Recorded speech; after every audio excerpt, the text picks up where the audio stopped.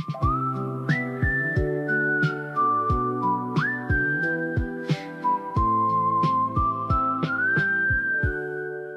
thought I heard you laugh today on a crowded sunlit subway ចាសួស្តីបងប្អូនទាំងអស់គ្នាថ្ងៃនេះខ្ញុំមានវីដេអូមួយអំពីបុកល្ហុងហើយបុកល្ហុងថ្ងៃនេះគឺខ្ញុំបង្ហាញពីវិធីបុកល្ហុងសម្រាប់អ្នកដែលគាត់អត់ចូលចិត្តក្លិនស្អុយដូចជាក្លិនប្រហុកឬក្លិនកាពិអីគឺមកធ្វើតាមវិធីបុកល្ហុងខ្ញុំហ្នឹងគឺត្រូវម៉ាច់ត្មងហើយបន្ថែមពីនេះទៅទៀតគឺរបៀបថាខ្ញុំមក share ពីរបៀបធ្វើឲ្យល្ហុងនឹងស្រួយបានយូរអញ្ចឹងណាព្រោះបុកល្ហុងតកាលណាល្ហុងវាទន់អត់ឆ្ងាញ់ទេតើតែវានៅស្រួយជ្រប់អញ្ចឹងបងអូនអាចធ្វើតាមខ្ញុំបានគឺបងអូនអាចសាប់ហើយចិត្តវារៀងក្រាស់ណាឬក៏មួយទៀតយើងយកវាមកចិត្តចំណិតរបៀបទូចជាងចង្កឹះបន្តិចណាអាចថាប៉ិនស្ដាច់គួរអញ្ចឹងណាគឺធ្វើបែបហ្នឹងណាគឺល្ហុងវានៅសាច់យើងខាំទៅគឺស្រួយជ្រប់ឆ្ងាញ់ហ្មងណាពីព្រោះអីបុកល្ហុងតកាលណាបងអូនធ្វើល្ហុងឲ្យវាស្ដើងពេកវាទន់ព្រោះអាទឹកគ្រឿងរបស់វាហ្នឹងវាមានរសជាតិប្រៃអញ្ចឹងទៅវាងាយធ្វើឲ្យល្ហុងទន់ណាអញ្ចឹងបើយើងធ្វើស្ដើងពេកល្ហុងវាឆាប់ទន់អត់ឆ្ងាញ់ទេវាលេងស្រួយ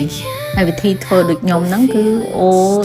ដល់ឆ្លងថ្ងៃក៏ល្ហុងនៅតែជ្រប់ដែរបើមិនជឿបងអូនអាចទៅមើលអា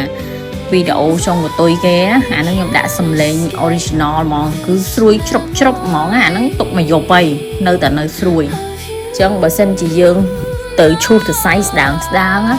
គឺលក្ខណៈថាតែយើងច្បល់វារឿងជូរបន្តិចគឺវាលេងស្រួយអស់ហើយចំពោះបុកល្ហុងនេះគឺងាយស្រួលទេអត់មានអីពិបាកទេគ្រឿងផ្សំគោលនឹងដូចដាក់រៀបរាប់ពីក្បាលវីដេអូអញ្ចឹងណាហើយបន្ទាប់មកមានតែក្រូចឆ្មាស្ករប៊ីចេងអំបិលបន្តិចហើយទឹកត្រី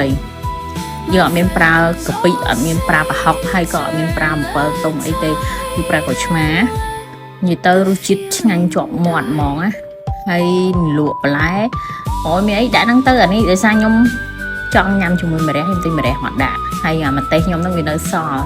ហើយខ្ញុំថែមតែតកួនអីចឹងណានិយាយរួមទៅបុកល្ហុងប្រភេទនេះអាចត្រូវការលក់បន្លែអីច្រើនមុខដូចបុកល្ហុងបែបខ្មែរអាបុកល្ហុង7ខ្ចីដាក់ប្រហុកណាអានោះបានលក់វាច្រើនមុខនិយាយទៅបុកល្ហុងវាមានច្រើនបែបច្រើនយ៉ាងណាហើយនឹងទៅតាម favorite របស់អ្នកធ្វើរៀងខ្លួនដែរចង្ការក៏ចូលចិត្តដាក់នេះចង្ការចូលចិត្តដាក់នោះអញ្ចឹងណាតែគ្រាន់តែថាវាទៅតាមប្រភេទបុកល្ហុងខ្លះស្ទើរបន្លែវាអត់ឆ្ងាញ់វិញដូចអាបុកល្ហុង7ខ្ចីមិញតែអត់សូវមានលក់ច្រើនអត់ឆ្ងាញ់ទេព្រោះបុកល្ហុងបែបហ្នឹងគឺទាមទារឲ្យមានលក់ចម្រុះមុខតាំងពីផលិតការស្នោមានតាំងពីក្តាតក៏មានដែរខ្ញុំធ្លាប់ចាំកាលខ្ញុំពីតូចខ្ញុំញ៉ាំអាបុកល្ហុងបែបខ្មែរគឺមានលក់ច្រើនណាស់អញ្ចឹងវាមួយបែបម្នាក់ម្យ៉ាងម្នាក់គាត់ថាបុកល្ហុងវិធីធ្វើដូចខ្ញុំធ្វើនេះសម្រាប់បងប្អូនដែលគាត់ឲ្យចូលចិត្តប្រហុកនិងកាពិគឺដាក់ទៅគឺត្រូវម៉ាច់ហ្មងឲ្យឆ្ងាញ់ណានេះបើមានស្លាប់មាន់អាំងមួយទៀតគឺអេមសែហ្មងប៉ុន្តែខ្ញុំធ្វើនេះរបៀបដូចថាល្ហុងខ្ញុំមានស្រាប់ឲ្យពេញប៉ោះខ្ញុំមាននៅផ្ទះម្ទេសខ្ញុំមាននៅផ្ទះអស់ហើយខ្ញុំទៅទិញតែតកួនហើយនឹងស្អីគេមកខ្ញុំភ្លេចបាត់ហើយមិញហ្នឹងខ្ញុំទិញថែមតកួនហើយនឹងសណ្តែកគួរអស់ប្រហែល 5,000 ហ្នឹងខ្ញុំមកថែមតែខ្ញុំភ្លេចមួយភ្លេចតួអង្គសំខាន់គឺសណ្តែកដីអញ្ចឹងបងប្អូនអាចសាកធ្វើវិធីខ្ញុំបានសម្រាប់អ្នកឲ្យចូលចិត្តស្អុយនេះឥឡូវមកទស្សនាវីដេអូចុងក្រោយនេះឃើញទេឮសំឡេងល្ហុងនោះឡើងជ្រប់ហ្មងអានេះខ្ញុំទុកមួយយប់ហើយណា